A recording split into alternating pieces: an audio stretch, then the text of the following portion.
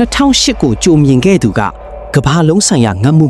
3လအတွင်းဖြစ်နိုင်တယ်လို့သတိပေးနေတယ်21ကီလိုမီတာတစ်ခုကြောင့်ကမ္ဘာစားနပ်ရိက္ခာစနစ်ပြိုလဲနိုင်တယ်သူတို့ပြောချင်တာကဘာလဲကမ္ဘာပေါ်မှာ21ကီလိုမီတာပဲရှိတဲ့ရေကြောင်းတစ်ခုရှိတယ်အဲ့ဒီနေရာကို Strait of Hormuz ရေလက်ကြားလို့ခေါ်ပါတယ်အခုချိန်မှာအဲ့ဒီနေရာကိုပိတ်ဆို့ခံနေရပါတယ်အဲ့ဒီနေရာကနေကမ္ဘာရေနံရဲ့20%ကနေ30%ထိဖြတ်တန်းနေတယ်နောက်ပြီးစိုက်ပျိုးရေးအတွက်လိုအပ်တဲ့မြေဩဇာဓာတ်ငွေတွေအပြင်တင်သုံးနေတဲ့ဖုန်းကွန်ပျူတာတွေက chip ထုတ်လုပ်မှုအတွက်မရှိမဖြစ်လိုအပ်တဲ့ဟီလီယမ်ရဲ့30%နဲ့ဒီနေရာကနေတွာလာနေတာပါ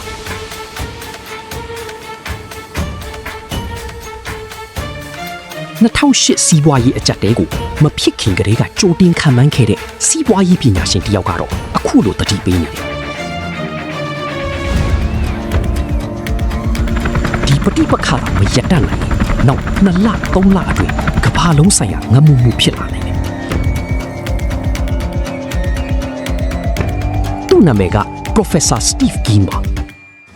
ဒါဟာသူပြောထားတဲ့အကြောင်းအရာပါProfessor Steve Keen ဘယ်သူလဲဒီအကြောင်းတွေကိုနားလည်ဖို့အတွက်သူဘယ်သူလဲဆိုတာအရင်သိရအောင် Professor Steve Keen က blogger မဟုတ်ဘူးတာမန် commentator မဟုတ်ဘူးသူက University College London's Institute မှာသူတည်တနာလုပ်နေတဲ့အထူးစီးပွားရေးပညာရှင်တစ်ယောက်ပါသူဟာ30နှစ်ကျော်စီးပွားရေးသူတည်တနာလုပ်ခဲ့သူဖြစ်ပြီးUniversity of Amsterdam မှာလေ visiting scholar အဖြစ်လုပ်ခဲ့ပါတယ်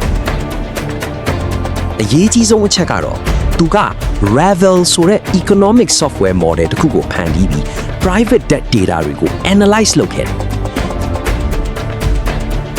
အဲ့ဒီ model နဲ့ပဲသူဟာ2008 global financial crisis ကိုမဖြစ်ခင်ကတည်းကကြိုမြင်ခဲ့တာပါ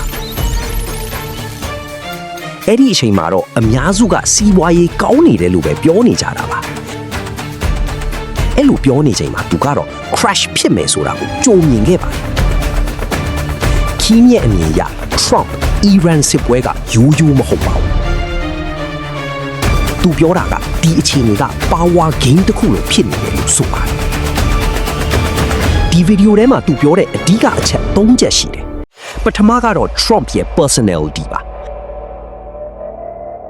သူကအမြဲအာယုံစိုက်ခံခြင်းနဲ့စိတ်ရှိတဲ့လူတစ်ယောက်လို့ခင်းကမြင်တယ်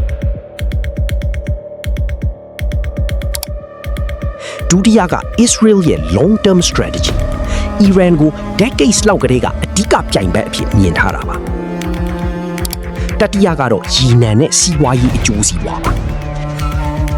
အဲ့ဒီအပေါ်မှာတော့အနောက်နိုင်ငံရေးနဲ့ intelligence influence တွေပါဝင်နိုင်တယ်လို့လည်းသူကပြောပါတယ်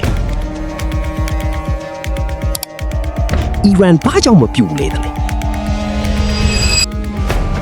အမေရိကန်ရဲ့စစ်ရေးအစီအစဉ်က Iraq 2003 model ကိုအခြေခံထားတာပါဒါပေမဲ့ Iran က Iraq မဟုတ်ပါဘူး Iran ကို32ပြည်နယ်စနစ်နဲ့ခွဲထားပြီးတစ်ခုချင်းစီမှာကိုယ်ပိုင်စစ်တပ် command တွေရှိတယ်ဆိုလိုတာကတနေရာတဲကိုတိုက်ပြီးအစိုးရကိုဖြုတ်ချလို့မရပါဘူးနောက်ပြီးအီရန်ကတောင်တန်းကြီးအလွန်ထူထပ်တဲ့နိုင်ငံပါအပေါ်ကနေကြည့်ရင်လွယ်ကူတယ်လို့ထင်ရပေမဲ့အတွင်းမှာစစ်ရေးအရအလွန်ခက်ခဲတဲ့မြေပြင်အနေအထားဖြစ်ပါတယ်မြေအောက် military bunker တွေလည်းအများကြီးရှိပါတယ်အခုဒီဇလန်ရဲ့အရေးကြီးဆုံးနေရာကိုရောက်လာပါပြီ Strait of Hormuz ဘာကြောင့်အရေးကြီးတာလဲဒီရေကြောင်းကကမ္ဘာစီးပွားရေးကိုထိန်းထားတဲ့နေရာတစ်ခုပါအကျယ်က21ကီလိုမီတာပဲရှိပါတယ်ဒါပေမဲ့အဲ့ဒီနေရာကနေကမ္ဘာရေနံနဲ့မြေဩဇာဓာတ်ငွေ20%ကနေ30%ဟီလီယမ်30%ထိအားလုံးဒီနေရာကနေဖြတ်တန်းနေတာပါဟီလီယမ်ဘာကြောင့်အရေးကြီးတာလဲဟီလီယမ်ဆိုတာဘလုံးထဲထဲတဲ့ဓာတ်ငွေတွေမဟုတ်ပါဘူးအဲ့ဒါက semiconductor chip ထုတ်လုပ်ရေးအတွက်မရှိမဖြစ်လိုအပ်တဲ့ gas တစ်ခုပါကြီးဆုံးကတော့ helium ကိုတင်ထားလို့မရပါဘူး လွတ်သွားရင်အာကာတာတွေပျောက်သွားနိုင်ပါတယ်ဆိုလိုတာက supply ပြတ်သွားရင်ပြန်လည်ဖြည့်တင်းဖို့အချိန်အရန်ကြာပါတယ်ညီဩဇာပြဿနာဆိုတာပါလေ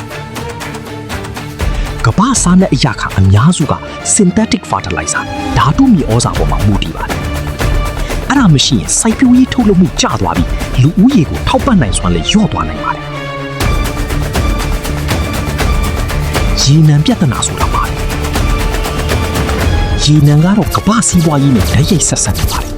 ရေနံ supply လျော့သွားရင် GDP လေးတစ်ပြိုင်နက်ကျသွားနိုင်ပါတယ်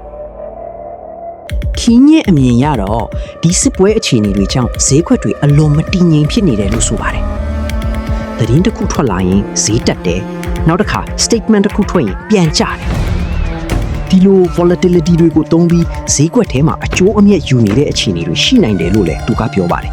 ။အနာဂတ်မှာဖြစ်နိုင်တဲ့အခြေအနေတွေကတော့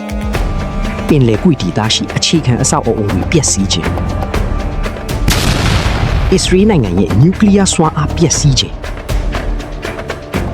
အီရန်နိုင်ငံရဲ့ nuclear လက်နက်ရရှိခြင်းဒေသတစ်ခုအတွင်းဖြစ်နိုင်တဲ့ nuclear စစ်ပွဲအပြီးအဝပျက်စီးမှုဖြစ်နိုင်တဲ့အခြေအနေအထိရှိနိုင်တယ်လို့လည်းသူကပြောပါတယ်ဒီအရာတွေက theory မဟုတ်ပဲ risk scenarios တွေပါအခုတစ်ဖက်မှာတော့ AI ပြဿနာလေးရှိနေပါတယ် Big Tech companies တွေက AI အတွက်ဒေါ်လာ920ဘီလီယံကျော်ရင်းနှီးမြှုပ်နှံနေတယ်ဒါပေမဲ့AI startups 90% လောက်မအောင်မြင်နိုင်ဘူးလို့ခန့်မှန်းထားတယ်။နောက်ပြီးအလုပ်အကင်တွေထဲက50% လောက်ထိခိုက်နိုင်တယ်လို့လည်းပြောပါတယ်။အနာဂတ်မှာအလုပ်တွေကိုအမျိုးအစား3ခုခွဲလာနိုင်ပါတယ်။ Expert level jobs အတွေ့အကြုံနဲ့ကျွမ်းကျင်မှုမြင့်တဲ့အလုပ်တွေ AI နဲ့တွဲလုပ်နိုင်တဲ့အလုပ်တွေနဲ့လူသားဆက်ဆံရေးအလုပ်တွေပါအရေးကြီးတာကတော့စီးပွားရေးပညာရပ်တွေကသဘာဝကန့်သတ်ချက်တွေကိုမတွက်ထားတာပါပတ်ဝန်းကျင် resource limit တွေကိုမထည့်တွက်ထားတဲ့ system တစ်ခုဟာအချိန်တစ်ခုမှပြဿနာဖြစ်လာနိုင်ပါတယ်